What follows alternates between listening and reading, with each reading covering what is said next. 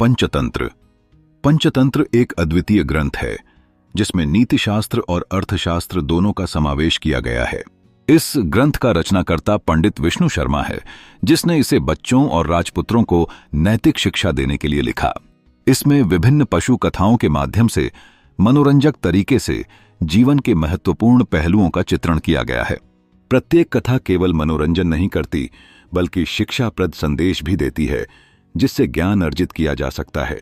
पशु कथाओं के रूप में लिखित नीतिशास्त्र तथा अर्थशास्त्र शाखा द्वय से समन्वित यह ग्रंथ मूल रूप से शिक्षा प्रधान ग्रंथ है।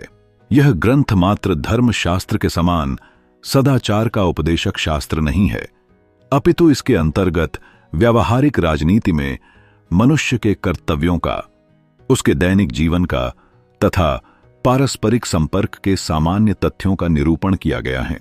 इस ग्रंथ का प्रमुख उद्देश्य राजपुत्रों को नैतिक शिक्षा एवं सामदाम दंड भेद का लोक व्यवहार का उपदेश प्रदान करना है। अतएव इस ग्रंथ में धर्मशास्त्र का प्रभाव स्पष्ट परिलक्षित होता है। इस ग्रंथ के रचयिता पंडित विष्णु शर्मा हैं, जिनका उल्लेख कथामुख में स्पष्ट रूप से किया गया है। इसमें विष्णु शर्मा को समस्त अर्थशास्त्र के तत्वों का ज्ञाता बतलाया है तथा उनको छात्र सभा में पर्याप्त प्रतिष्ठा प्राप्त थी। अनेक विद्वान विष्णु शर्मा तथा आचार्य चाणक्य को एक ही व्यक्ति मानते हैं, किंतु पंचतंत्र के कथामुख में अर्थशास्त्राणी चाणक्यादीनि के उल्लेख से विष्णु शर्मा तथा चाणक्य पृथक पृथक व्यक्ति थे, यह तथ्य स्पष्ट होता है। एक ही व्यक्ति के द्वारा इस प्रकार का लेखन संभव नहीं हो सकता है। चाणक्य की अति विद्वत्ता के कारण इस प्रकार की संभावना संभव हो सकती है। इस ग्रंथ का रचनाकाल हर्टेल महोदय ने 200 ईसा पूर्व का उत्तरवर्ती माना है। पंचतंत्र में दीनार शब्द का उपयोग किया गया है। दीनार रोमन सिक्का था। यह प्रथम शती में भारत में आया था। इस आधार पर कीथ महोदय ने इसका रचनाकाल 200 ईसा पूर्व अथवा उसका उत्तरवर्ती माना है।